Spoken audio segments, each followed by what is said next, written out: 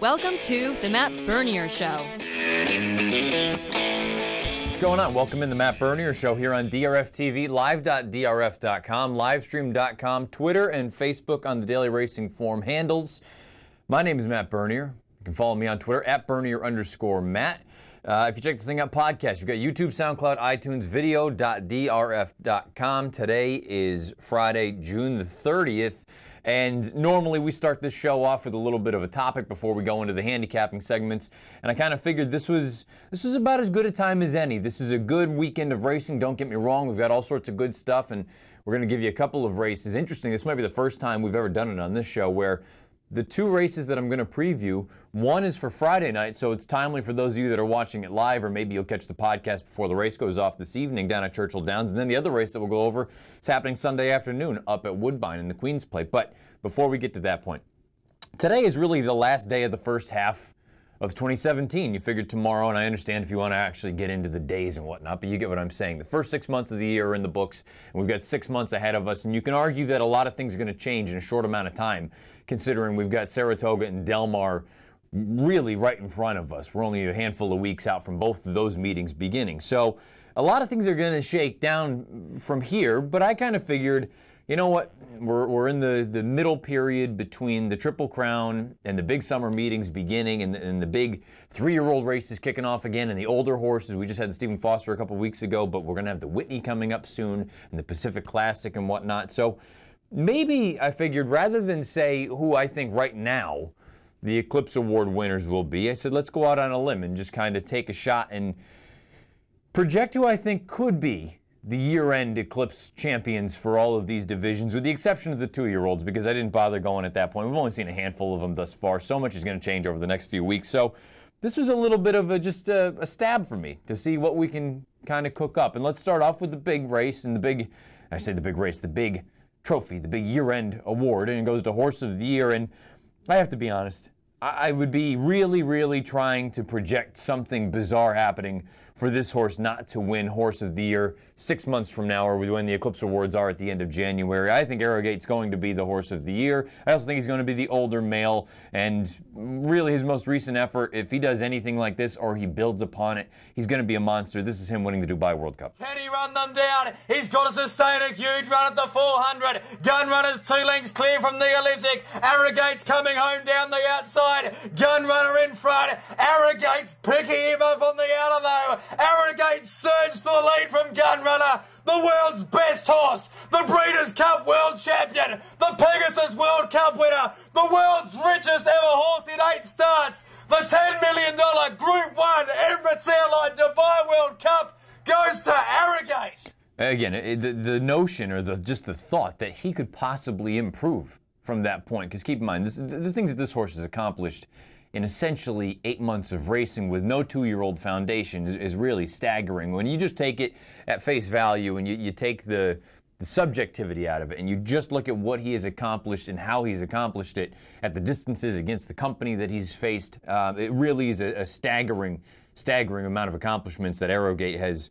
notched to his belt at this point in his career. And it sounds like San Diego Handicap will be his prep for the Pacific Classic. Following that, I don't know that you're going to see him again until the Breeders' Cup Classic. And you know what? Everyone just seems to assume that the Breeders' Cup Classic is going to be his swan song. I mean, I've got 15 or 16 million reasons why you want to come back and take a shot in the Pegasus World Cup, because you're still not going to lose a season at stud. So we'll find out what happens. I think it's going to take him taking a major step back, or unfortunately missing some time, for him not to win Horse of the Year, in my opinion. The 3-year-olds had an opportunity. I don't think that's going to pan out, though. And for the older horses, I mean, Gun Runner, he's done a lot of good things, and who knows? If he runs the table and Arrogate for some reason doesn't go on to the big races, maybe he can upset it. But I think Arrogate is strictly the horse to beat, and he's the most likely Horse of the Year and older male champion. Older female, you can go a number of ways. You can look at horses like Songbird. You can look at horses like Stellar Wind. You can look at maybe a comeback upsetter in Forever Unbridled. If I had to bet on one from a value standpoint, maybe Forever Unbridled, because I think everyone just looks at some of these other horses and says that they are just better than her, and they also have some accolades and better credentials at this point in their 2017 campaign, I should say. And you know what? One of them She's only raced one time, but if she takes a step forward, because her return effort to the races looked like nothing more than a tightener and happened to be in a Grade 1 race against good horses, I think Songbird is going to win older female. This is her winning the Ogden Phipps. Them in fourth as they come to the top of the stretch. Songbird on the outside now recaptures the lead from paid-up subscribers as they straighten out. Highway Star trying to make a race of it. Karina Mia's fourth on the far outside. Mike Smith just shakes the reins here with a furlong to run. She's got Songbird. Songbird in front by a half a length. Paid-up subscriber trying to stick with her late, but she is back. This fantastic filly wins the Phipps. Songbird over paid-up. It's amazing that she's capable of doing that off of essentially a 6-month layoff against some pretty good horses. Maybe there are not any superstars in there, but you've got some nice fillies in there, and she was essentially hands and heels. Mike Smith knew what he had underneath, and we'll find out whether she comes back at Del Mar or maybe they test her in a race like the Delaware Handicap in a few weeks. But Songbird, I think she's going to win. If she goes on and does what I think she's supposed to do, I think she's going to ultimately be the older female champion in 2017. Turf male, no video here, but this is an interesting division because the older males really haven't done a heck of a lot. And this is going to be the first one that I'm going to go out on a little bit of a limb here. The older males haven't done a heck of a lot as far as consistency is concerned. Maybe the most consistent one thus far has been Bala Bali for Richard Mandela, but he's really just strictly a miler. I think a mile and an eighth he can do it, but against the absolute best mile and an eighth horses, I'm a little bit dubious. I also wonder too, when you get some of the bigger and better milers that start showing up, whether it's from Europe or any of the East Coast horses that decide to give it a go, I just, I wonder if really he is, is he a horse that's going to ultimately be older turf male? We'll find out. He's got 2 Grade 1 wins to his name already, so he is I would say, the leader in the clubhouse at this point. I know a lot of people hoped that Time Test would possibly be a candidate for this, and maybe he will be. Still a long way to go. You never know what a horse like Ascend, I mean, maybe he all of a sudden turns into something for Graham Motion. He won the Manhattan on Belmont Stakes Day. I'm going to go way outside the box. I think the most exciting 3-year-old turf horse is Yoshida. Yoshida, the ceiling is, who knows what the ceiling is at this point. This horse is trained by Bill Mott. This horse has got a North American pedigree. You've got a really interesting case for this horse where he's so lightly raced, and he has looked exceptional in all of his races, including his career debut, which he only lost by about a half length. Having said that, I'm not going to pick him. I'm going to pick one of Chad Brown's runners, one of his 3-year-olds, to be turf male champion. And again, I'm going out on a little bit of a limb here.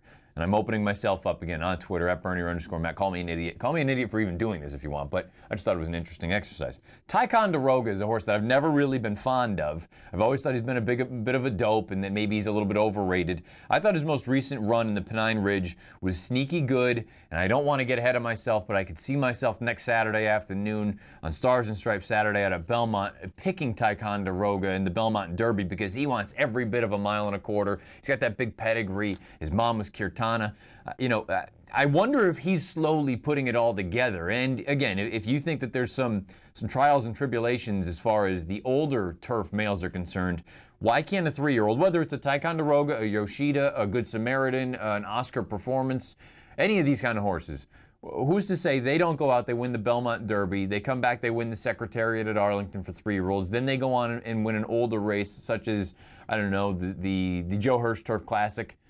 And then maybe you're second or third in a race like the Breeders' Cup. Maybe that's good enough to get this sort of honor this year. We'll find out. Again, this is my first sort of wild stab out there. I'll go Ticonderoga for older turf, or just for turf male in general. Turf female, we're going to take a look. This is another Chad Brown runner in here.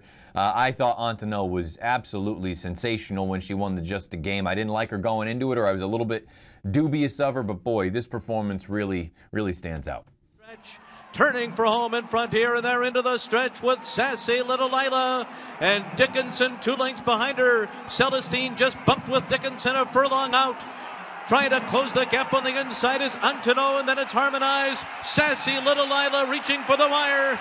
Antino is closing on the inside, and Dickinson, here comes Antino up the rail to win the Longines Just a Game. Giant late finish from Antino. She looks like she could be the goods, and you listen to Chad Brown, it sounds like she wants more distance. So whether we see her in a race like the Alabama or the Beverly D, I'm sorry, not the Alabama, the Diana up at Saratoga or the Beverly D out at Arlington, you got plenty of options for this horse, Antino. She looks like she could be the goods for Chad and Juddmonte. 3-year-old male. we're going to go out on another little bit of a limb here. Maybe it's not that far of a stretch, but the 3-year-olds, this has been, just throw them up and they're going to land 15 different ways.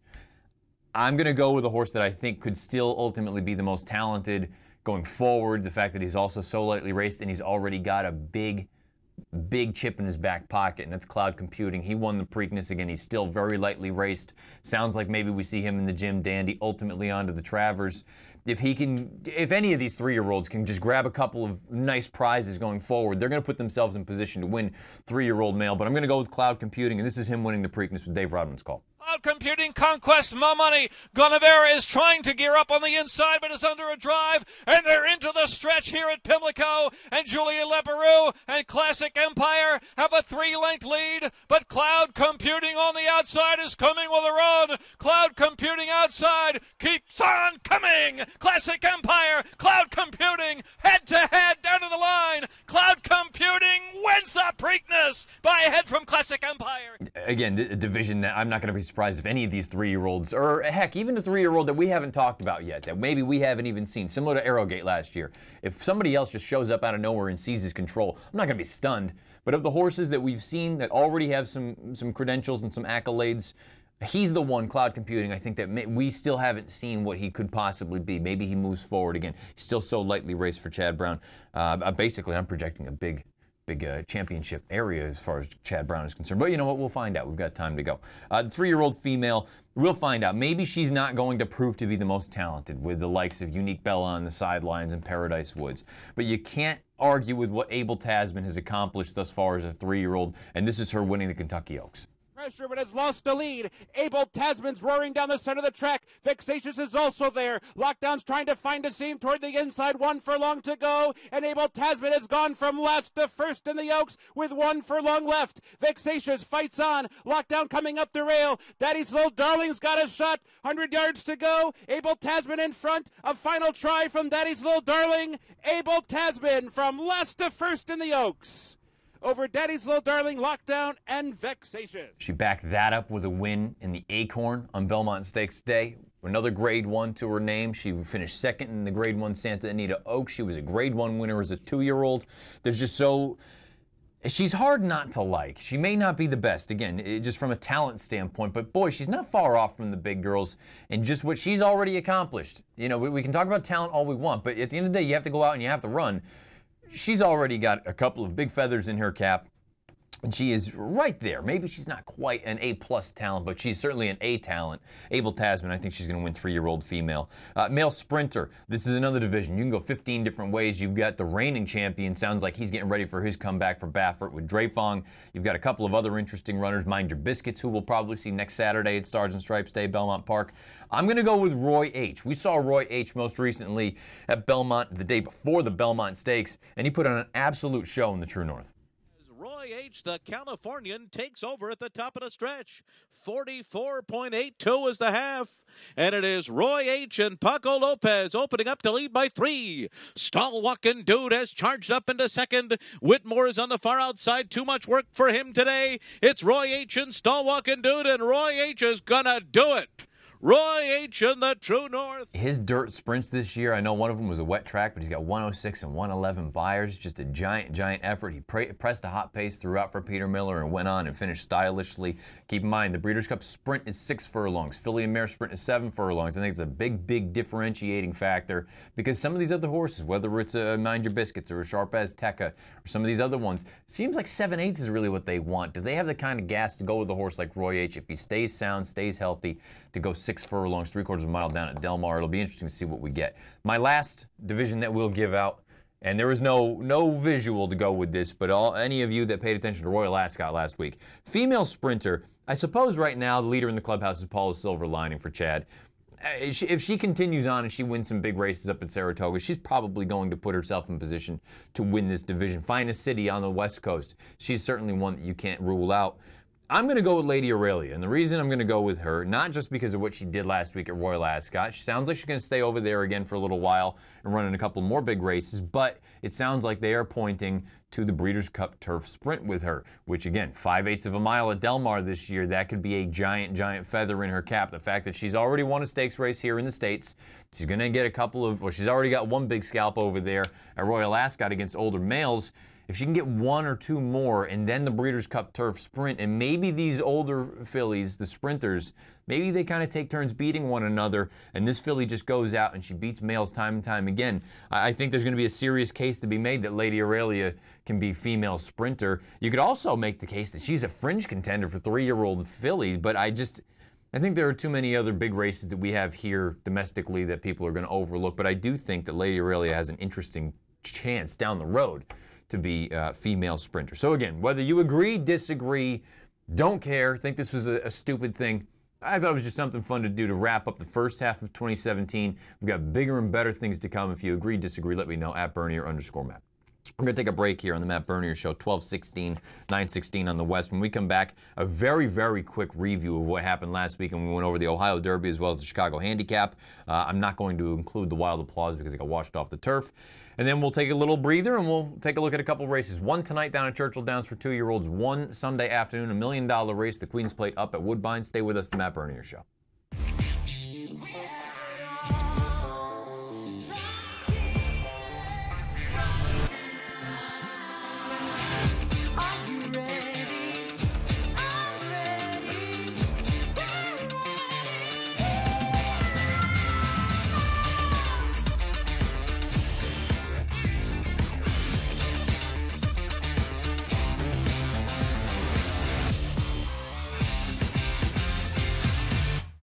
California Chrome, straight and strong. Absolutely sensational. California Chrome. California Chrome. To California Chrome. Away to the Kentucky Derby. California Chrome wins impressively. He's gone into overdrive. California Chrome wins the Dubai World Cup. One of the greatest performances you'll ever see. Chrome turns to gold. Say goodbye to your inner caveman. If you're making caveman bets on pick sixes, you could be leaving money on the table. DRF Bets Ticketmaker helps you build more profitable exotic bets and place them with one click. Raise your game with DRF Bets Ticketmaker. Be a samurai with your ROI. DRF Bets Ticketmaker helps you cut out unprofitable exotic bets before they happen and be the master of profits. Raise your game with DRF Bets Ticketmaker, the exotic wagering app. Well, the amazing thing about our work was just how similar he is to Uncle Mo. I mean, right away of all of Rapoli's babies, he stood out as the most advanced, the most precocious, and the most talented, and that was exactly the same thing we'd seen a few years before with Uncle Mo. Outwork wins it for John Velasquez. To be able to win a Grade 1 like the Wood Memorial in only his 4th lifetime start was very impressive. It is Outwork in front.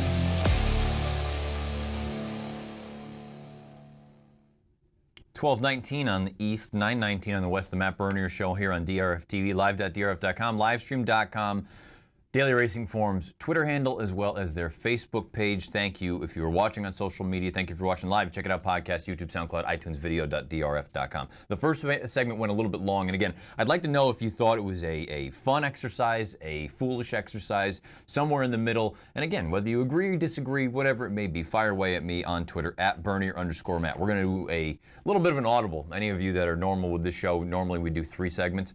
Since that first one went so long, we're going to scrap the second commercial. So we're just going to go right from here on to the end. Quick review of the handicapping from last week. Went over 3 races. One of them at Belmont Park was taken off the turf, so I'm just drawing a line through that. Let's start off with the Ohio Derby. I thought going into it the most likely winner was Gervin. I understand a lot of people liked IRAP. I was just staunchly against him. I thought a live long shot for Luch Stables was game over. Here is the stretch run of the Ohio Derby.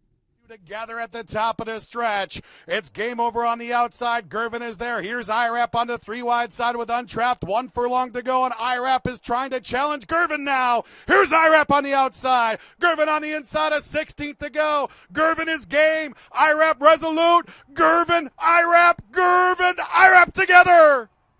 fight. Really, really good finish. Really, really tough finish line photo angle for our friends at Jack Thistledown. You know, thank you for sponsoring the show last week. That's a tough angle to be taking a look at, but it is what it is. I thought all things considered, IRAP worked out a pretty darn good trip. I'm still not entirely convinced by either one of the horses in that race. I thought Game Over ran better than it looked because he took a big shot in the far turn. He was the one that went after Gervin first, and he just couldn't carry on. He just flattened out a little bit, so I don't want to hold that against him. I thought all things considered, first time 2 turns, that was a good effort from him. Gervin and IRAP, I think they're both nice horses. I don't think they're Travers caliber runners. I think they're better off in sort of those Midwest derbies, whether it's the Indiana Derby or the West Virginia Derby or any of those types.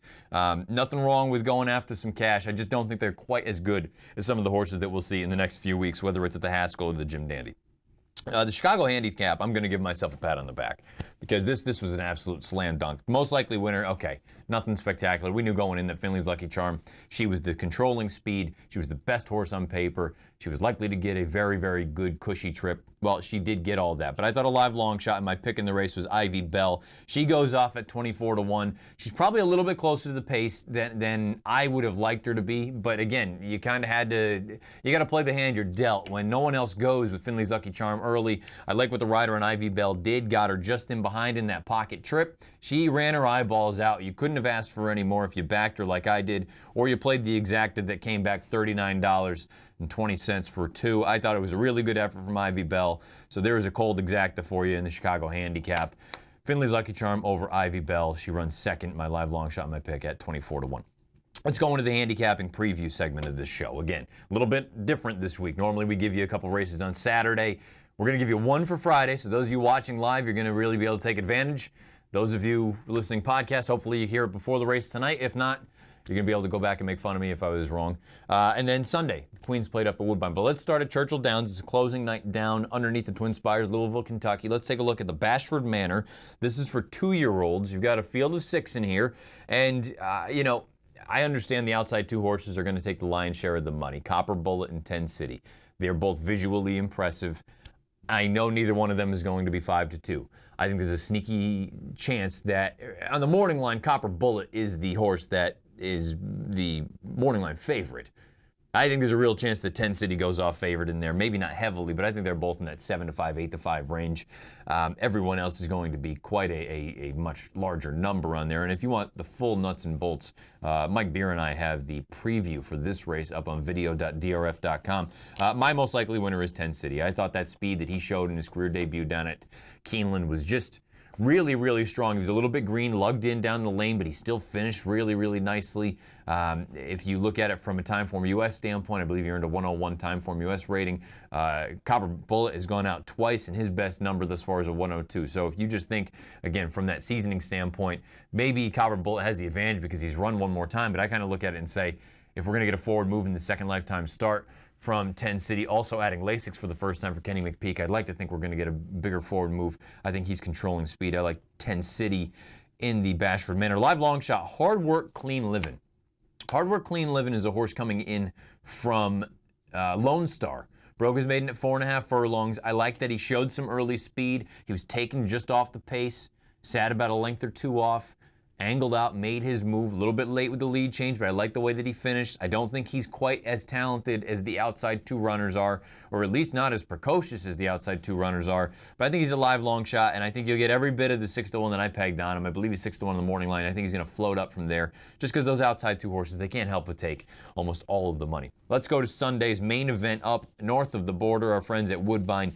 Huge day of racing. Don't sleep on that card if you're just thinking, oh, Queen's Plate, that's the only race. There's a lot of good races on that card, on the undercard for the Queen's Plate. We also have a late pick 4 video up, guaranteed $300,000. That's on video.drf.com as well. Let's take a look at the field for the 2017 Queen's Plate 3-year-olds. Restricted to Ontario breds, or Canadian breds, if you will. They're going 1.25 miles on the Tapeta, right in post position order. Channelmaker 6-1, Guy Caballero 13-1, Holy Helena 6-1, Spirit of Caledon 49-1, Inflexibility 10-1, King and his Court 12-1, State of Honor 19-1, Malibu Secret 16-1. So we change over to 9 through 13. Mega Gray 16-1, Vaughn 49-1, Aurora Way. Whoop, that's not right. We missed one in there, fellas. No big deal. I can quickly adjust that. Watch Me Strut is supposed to be 49 to 1. Roar Away is supposed to be 6 to 1. Tiz Slam 6 to 1 as well. So those numbers are a little off. I'll give it to you one more time. Mega Grave 49 to 1. Vaughn 99 to 1. Roar Away 6 to 1. Tiz Slam 6 to 1. Watch Me Strut 49 to 1. I think the most likely winner in the race, but also a little bit of a vulnerable favorite, is Holy Helena. We're going to take a look at her run right now in the Woodbine Oaks. She was very impressive. This is her right now in the 3-path. She's angled out to the clear, and she's going to be put down to a drive, and she's going to go on. She's going to go past Mythical Mission. Again, this was a very disappointing race for me because I was all over Mythical Mission, and she ran a winning race, but unfortunately, Holy Helena had him screwed on tight, and she was ready to go. I don't think the distance is going to be an issue, the additional 1/8 of a mile she'll have to deal with. I do wonder about how much money she's going to take, and I just don't know that I want her at anything too short in this spot. Again, I pegged her at 6 to 1. She's 3 to 1 in the morning line. I think a lot of people gravitate toward the story. It'd be an awesome story if a filly goes out there and beats the boys. It's happened again. It's happened before in this race in the past, so don't be surprised if it happens. You also have Inflexibility, who ran in that race that we just took a look at. I think she's got a big chance as well. I think she's going to be an underlay, Holy Helena. I'm going to use her in the pick 4, but I'm going to be against her as far as the individual race is concerned. With my live long shot and my pick in the race, that is Tiz Slam. I pegged Tiz Slam at odds of 6 to 1. We're going to take a look at the plate trial, and you're going to have to take a look. He's in the back right now. He's got nowhere to go. He's in the yellow cap. He's going to come on now. But on the far turn, he needed to wait a little while. And you see right now, Guy Caballero on the outside, the 20 to 1 shot. He's coming over the top. If you just kind of look at the two horses, though, moving in tandem, forget about the other 3. They're really moving kind of in unison, and I really believe if you had given Tiz Slam the trip that the eventual winner, Guy Caballero, got, I think he's the one that wins. Instead of having to wait, he got shuffled a little bit. He was in good position on the far turn. I think Tiz Slam is a live long shot. He's 10 to 1 in the morning line. I made him 6 to 1. I think he's probably going to be in the 8 to 1 range. I would love anything north of that, and again, it depends on how much money these fillies take, how much money the Cassie horses, which you just saw King in his court, as well as State of Honor take. But it really is. It's a fun race on Sunday up north of the border of Woodbine. But I'm telling you, take a look at that whole card. Do yourself a favor because there's a lot of really strong racing up at Woodbine Sunday afternoon. Queen's Plate Sunday. 12:28 on the East Coast, 9:28 on the West Coast. I want to thank everyone who has watched live, whether it's live.drf.com, livestream.com, Twitter, or Facebook for doing so. Those of you that check out the podcast, YouTube, SoundCloud, iTunes, video.drf.com. For better or for worse, next week we'll take a look and see how we did in these 2 races, and we'll get you ready for a big weekend of racing. Stars and Stripes Festival out at Belmont Park next Saturday afternoon. Should be some good stuff there. As always, the way that we wrap this show up, we roll it right into Out of the Gate. This week it was myself and Mike Beer, but we also had our normal contributors. We had Nicole Russo with some pedigree ideas, with some freshman sires. We've got Jonathan Kinchin with a newly minted new name for his segment called JK Play of the Day, and as well as Craig Milkowski with the Timeform US Spotlight. Beer and I give you some best bets. Hopefully we can cash some tickets this weekend. I want to thank everyone again. Thanks to the boys in the back. It's been a heavy week for all of us work-wise, but everything has gone well, I think. All things considered, hopefully we can get lucky this weekend. Best of luck this week. We'll talk again next Friday, noon Eastern, 9 a.m. Pacific. Without further ado, Out of the Gate.